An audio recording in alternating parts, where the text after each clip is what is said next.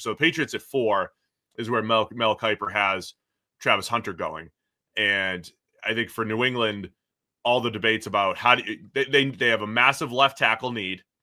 And let's go back and forth through this discussion here.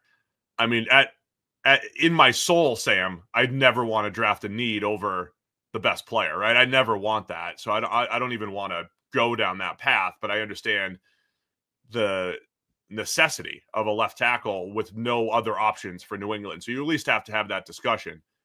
But if Abdul Carter or Travis Hunter falls to 4, I think the Patriots make that pick ultimately, and then still try to figure out left tackle later. So that's what happens here for Mel Kiper in his mock draft. Travis Hunter to the Patriots at 4.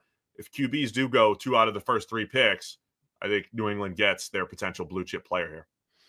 Yeah, I mean, to me, it's kind of a referendum on whether they believe Will Campbell is a left tackle or not. I mean, we've had this discussion. We had the discussion about Dante Scarnecchia and arm length and how important it is. And, generally speaking, he thinks it's an overrated thing, but he hasn't specifically said, I believe that Will Campbell individually can play left tackle at a high level.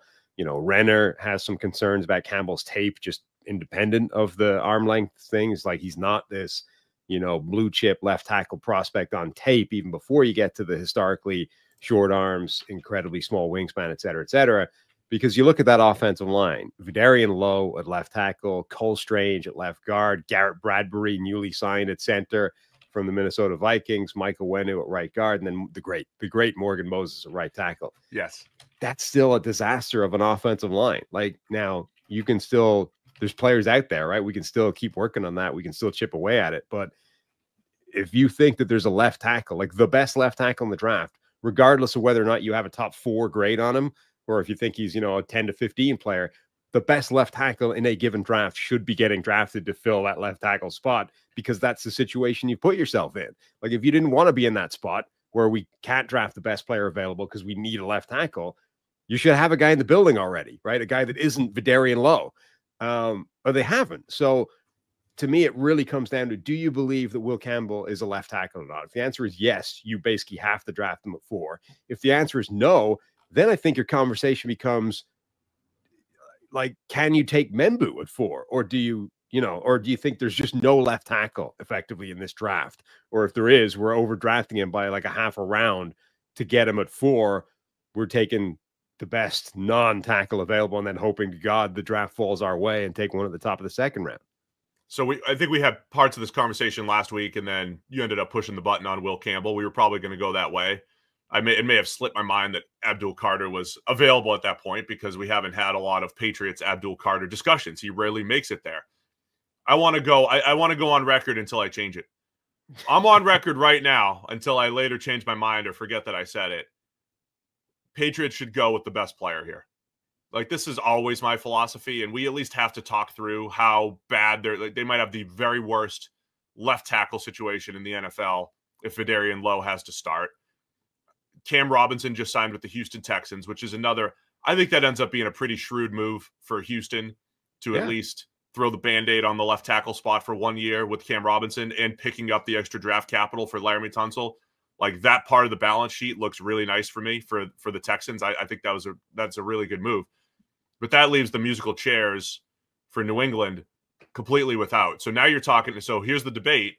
We take Hunter here if you're the Patriots, and then you have Ariante Ursary from Minnesota, early second round. You have the second wave of left tackles, which doesn't generally turn out great. I mean, you don't always get most good left tackles are found in the first round. Like, from a percentage perspective, right? Like, probably 2/3 of the good left tackles in the NFL were found in the first round. And then you find, Braxton Jones was in the 5th. And, right tackle Roger Rosengarten was found in the second round last year for Baltimore.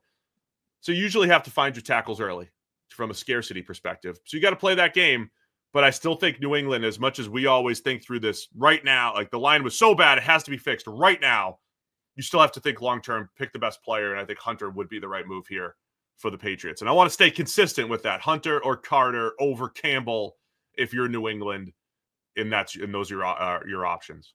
So Hunter, to me, again, in an ideal world, you do not want to be drafting for need, right? Generally speaking, drafting best player available, quote unquote, is the sound strategy. And the whole purpose of free agency, regardless of what Jerry Jones thinks, is to actually fill those holes without, overspending, et cetera, but like fill the gaps so that you can get to the draft. And you're not in this exact situation. You're not in this situation where you're in a draft room saying we have 8 players ranked above this guy, but this guy fills a critical, crippling need that can ruin the entire season if we don't get it filled, right? That's the whole purpose of like off-season team building. But I think you end up in a situation where if you don't successfully do that, if you have a dynamic where the Patriots are right now, which is we went into this offseason with 2 glaring needs. We have the worst wide receiver in the room in the NFL, and we have the worst offensive line in the NFL, or one of the worst 2 or 3. Though, and then we have a young quarterback who desperately needs both of those things to not be true. They had to fix those, and they didn't. So you look at what they've done in free agency. Yeah, they've ticked a bunch of other needs, like they added a bunch of players, but their offensive line is what we read out it to be. It's still terrible. Their wide receiver room still looks horrendous. The only significant addition there was Mac Hollins, who's like a number 4 for most people. Like, this has not fixed anything. Now, Hunter at least allows you to say he's a wide receiver for us. He's wide receiver 1. That fills the biggest need, right? Come in.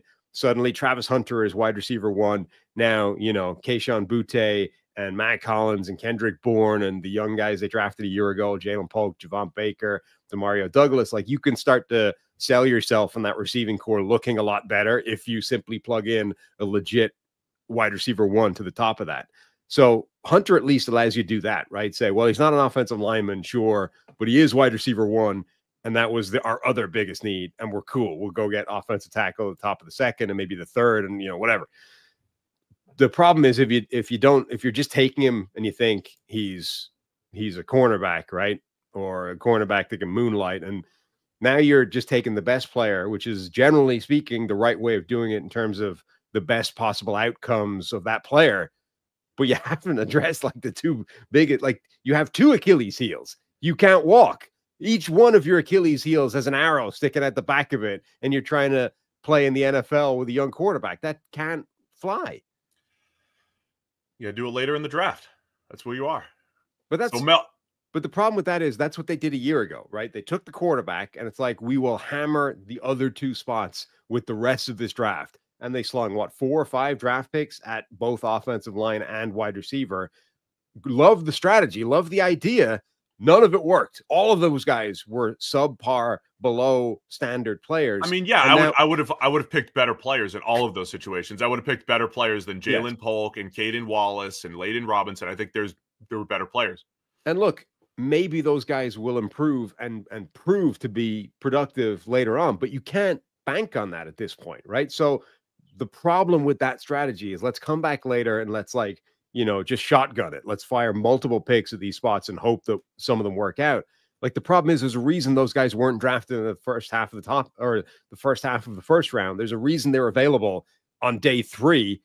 The chances are they're not going to work out. And even if you do multiple picks in those spots, they might both stink. Thanks for watching all the way to the end of our video. For more great content, click here to subscribe and here to watch another video. We'll see you again soon.